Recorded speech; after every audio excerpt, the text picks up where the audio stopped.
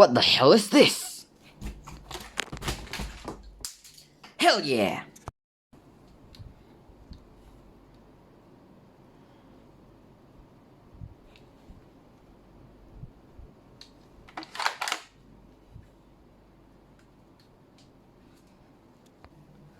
Hello everyone, welcome back to another video, and today I present to you the StG44. It is a German assault rifle used in World War II and designed by Hugo Schmeisser.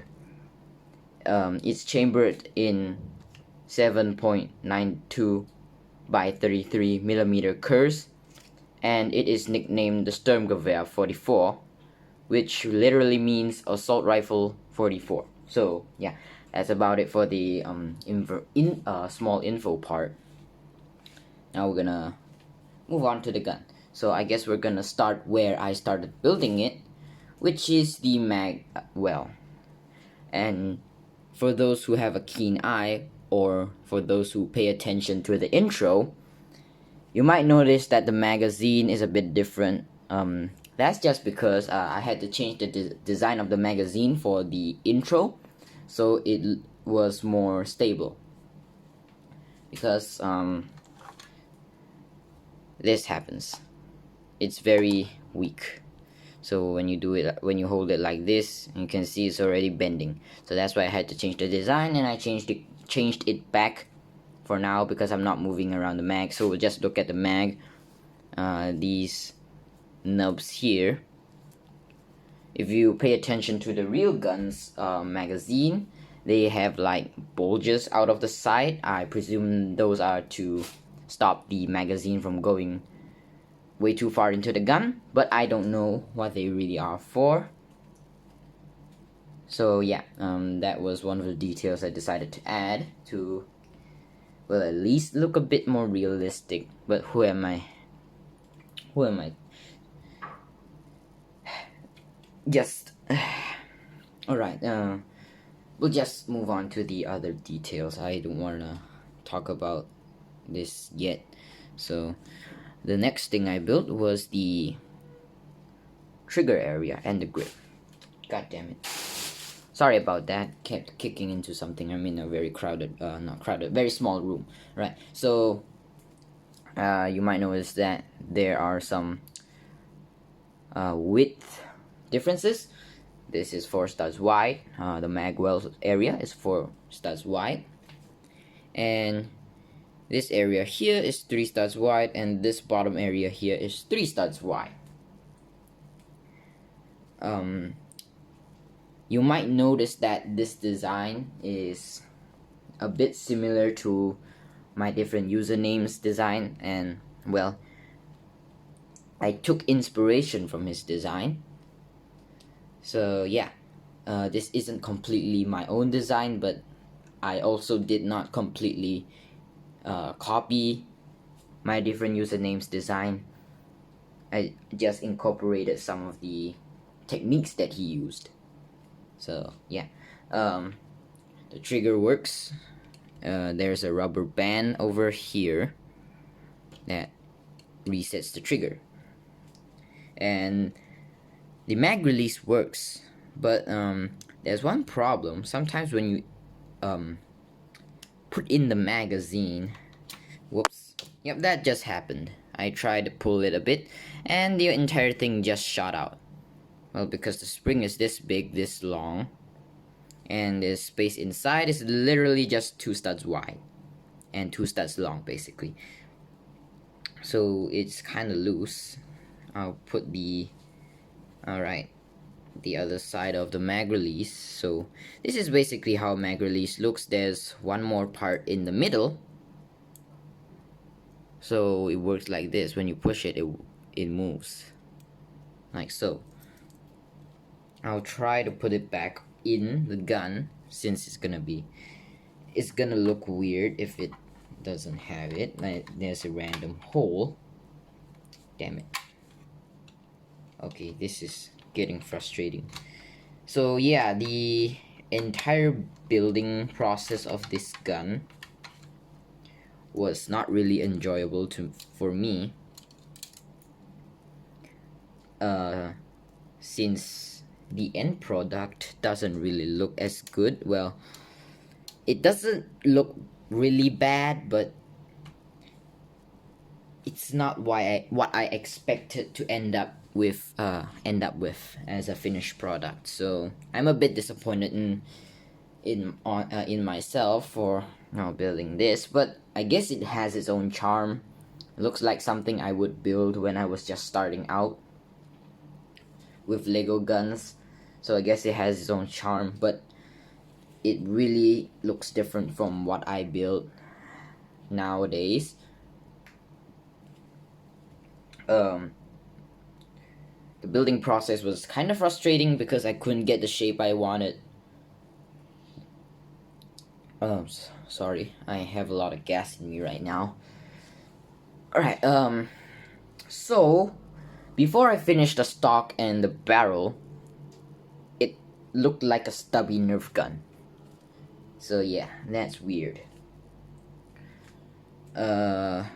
Next off, I built the receiver and the barrel.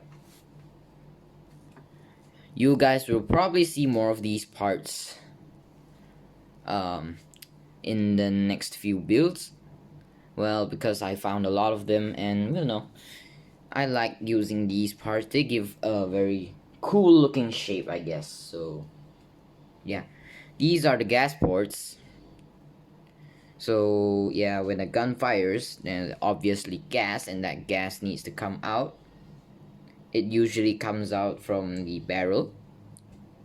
So these holes are to lower the recoil.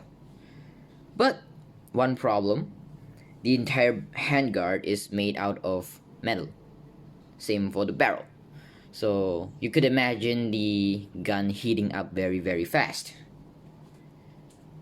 So firing this for a long period of time is not so ideal.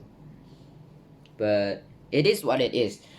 Actually, this gun was pretty ahead of its time when it was designed and used in the war, because there were no other assault rifles like this. Everyone was using bolt action rifles or submachine guns, and the only other fully automatic guns were the heavy machine guns, if I'm not wrong. If you hear background noise, I'm very sorry. My parents are using the TV. Well, what else can you do when you're trapped at home? It's not like I can go out now. So yeah, next off, I guess we'll move on to the charging handle and the bolt. It has a pretty long draw distance. Sometimes it doesn't want to go back entirely. That's because of friction. Yeah.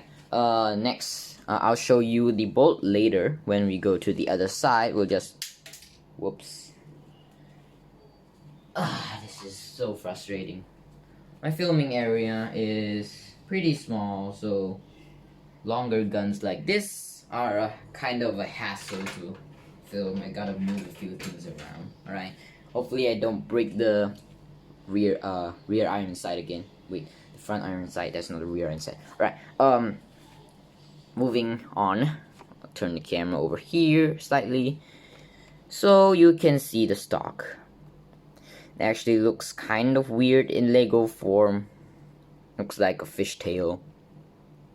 So yeah, nothing too special about it. We'll move on to the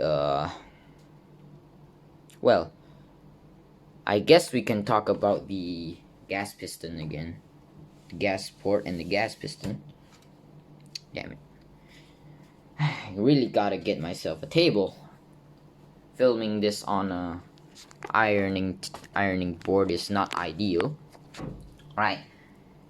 This is the gas piston area.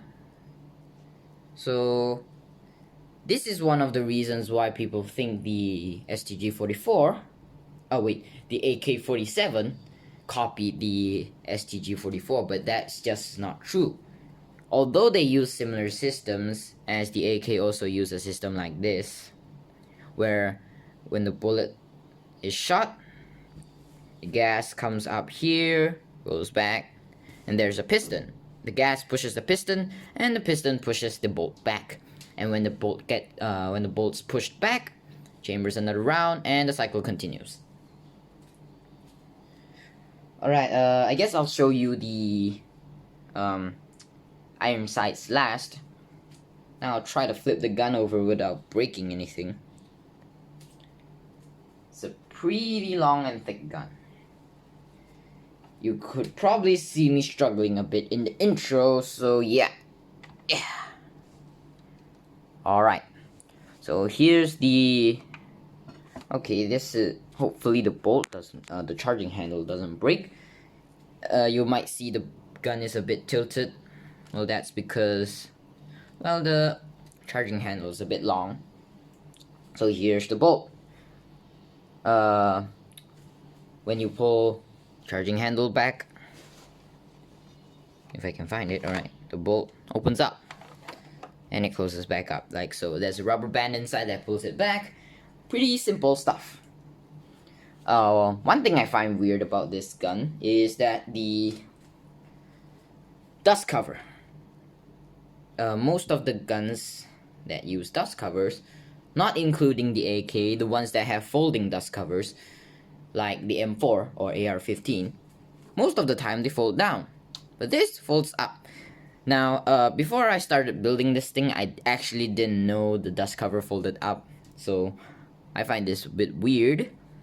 I've done some research and I couldn't find why the dust cover folds up like that instead of folding down. So I guess I'll try to research harder, because I really want to know. But if you guys know how why it's like that, I guess you guys can tell me in the comments. I really want to know. So yeah, that's basically about it for the... Well, this side's pretty plain. There's nothing else that the other side doesn't have. So yeah, that's basically about it. I'll try to show you the iron sights. Give me a moment. Alright, now we're at the... Alright. Okay, this is a bit hard. This was a mistake. I will try to show you the iron sights, but I don't think I'm able to show you. Well, because the stock is hitting the camera and my arms are not long enough. Okay, hopefully you guys can see, because I can't really see anything behind the camera. Alright, that's basically how it's lining up. Like so. Alright, sorry if you guys couldn't see it clearly. It's very hard to line it up, since the gun is pretty long. And the stock keeps hitting the camera. Whoops. So that's basically pretty much it for the gun. Again, I'm very sorry that the gun doesn't look really good. I myself am very disappointed at myself for building something like that, but I guess it has its charm. But again, I didn't really enjoy myself when I was building this thing. So, if you have watched until now, thank you a lot. So, as usual, I'm gonna tell you what I'm gonna build next. It's gonna be an AK variant. And, well, not gonna tell you which one specifically. Where's the fun in that? So, yeah, basically that's about it. Thanks for watching. See you guys next time.